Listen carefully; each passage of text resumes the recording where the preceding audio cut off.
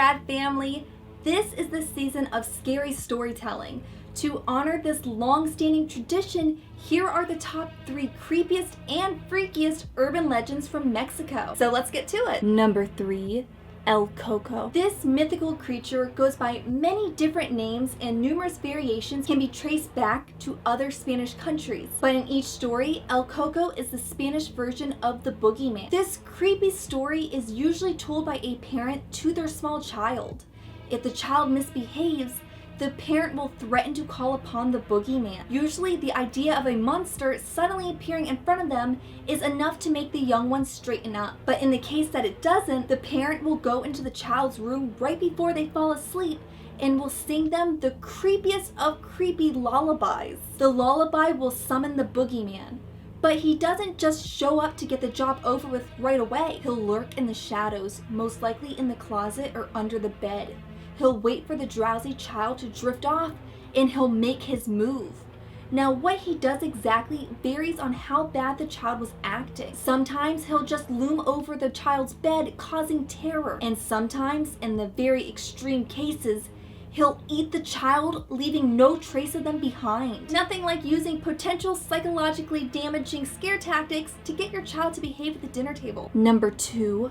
The Weeping Woman. This next disturbing tale is a twisted way of warning your child to not walk by themselves at night. It's said to have been a stunning woman named Maria who did the most despicable thing on the day she found out her husband was having an affair with a younger, and some say prettier, woman. In a fit of rage, she decided to exact revenge on her husband by drowning their children in the Mexican River. After she murdered her children, she realizes she cannot live with what she has done and drowns herself as well. At the gates of the afterlife, she is questioned why her children are not accompanying her. Ridden with guilt and shame, she is not able to confess what she did, so she is denied entrance into the afterlife until she finds them. Sent back to Earth, she wanders around lakes and rivers in Mexico, calling out for her children. If she finds a child wandering alone at night, she will think they are hers and kidnap them. Her constant crying is what gives her the name the Weeping Woman. As if the thought of running into a crying, homicidal ghost wasn't scary enough, the legend says that those that hear her wails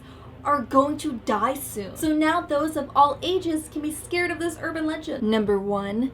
Vanishing Hitchhiker. Like most urban legends, the case of the vanishing hitchhiker can be found in almost every country around the world, but it is quite popular in Mexico. A man will be driving by himself when he spots a woman on the side of the road. He pulls over to ask her if she needs a lift, and after he discovers her destination happens to be on his route, he agrees to take her there. Everything goes along pretty normally, and he drops her off at the address she had given him. It isn't until he arrives home later that night does he realize she had left behind her sweater. The next day, he goes back to the address to return it, but when a family member answers the door and responds with a look of utter confusion, he is told that this is the 1-year anniversary of her death. So this last urban legend may not be as outright frightening as the previous 2, but there's something chilling about the idea of a dead person being next to you and you not even knowing that they're dead. If urban legends are able to be so creepy on the computer screen,